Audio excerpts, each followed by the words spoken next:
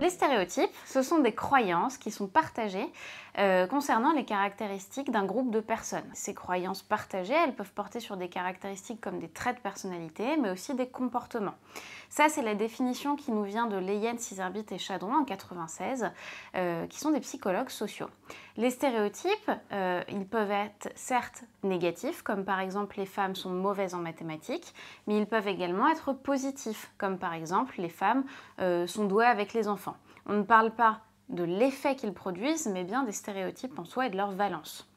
Les stéréotypes, on les acquiert au cours de la socialisation, c'est-à-dire quand on va grandir, on va nous les transmettre, aussi bien nos parents que nos pères, tous les gens qu'on va côtoyer dans notre environnement. Mais ils peuvent aussi résulter de généralisation d'observation, c'est-à-dire que je vais observer qu'une femme que je connais n'est pas bonne en maths, et donc je vais me mettre à penser que c'est le cas de toutes les autres femmes.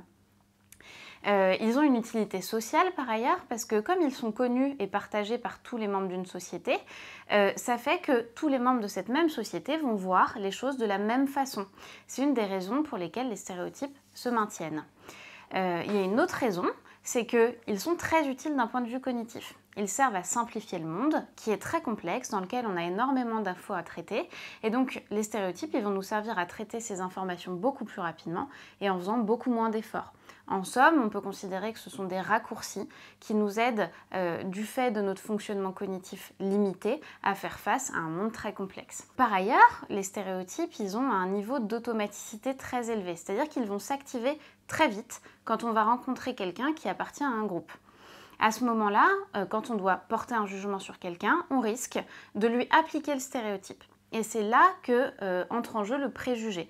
Le préjugé, c'est quand on va attribuer une caractéristique à quelqu'un parce qu'il appartient à un groupe qui est stéréotypé. Donc ça veut dire que si je vais rencontrer une femme, je risque de penser avoir un préjugé envers elle et penser qu'elle est moins bonne en mathématiques parce qu'elle appartient au groupe des femmes.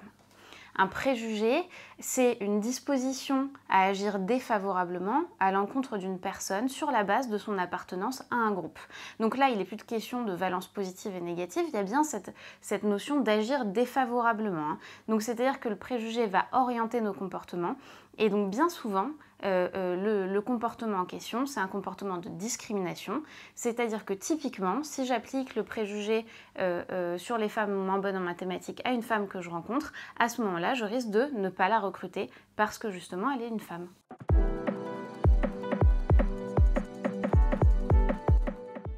Lorsqu'on passe un entretien et qu'on est la cible d'un préjugé qui émane d'un stéréotype, en général, on le sent.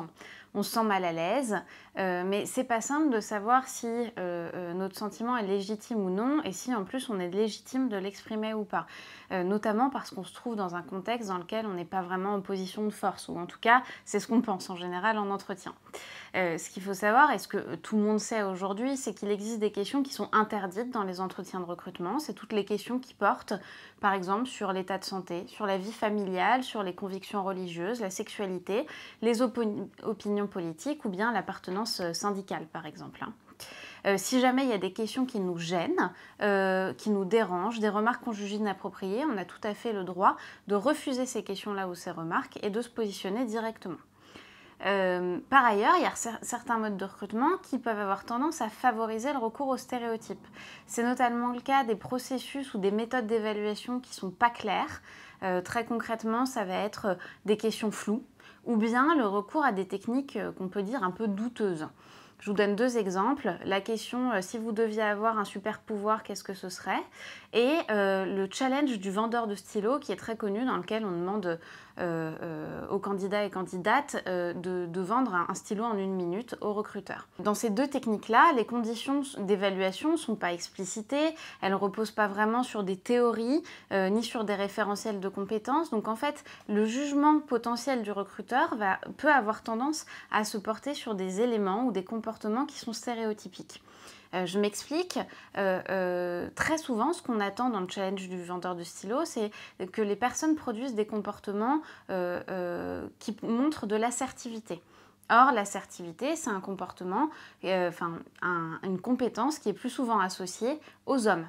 Et donc, du coup, en fait, on va plus s'attendre à un comportement typiquement masculin pour quelqu'un qui voudrait devenir commercial avec le challenge du vendeur de stylo. Sauf que cette question, elle est très souvent posée également pour des gens qui n'ont pas besoin d'être assertifs dans le métier ciblé ou qui ne postulent pas à un travail commercial. Et de ce fait-là, non seulement le critère n'est pas pertinent, mais en plus, les conditions d'évaluation ne sont pas claires.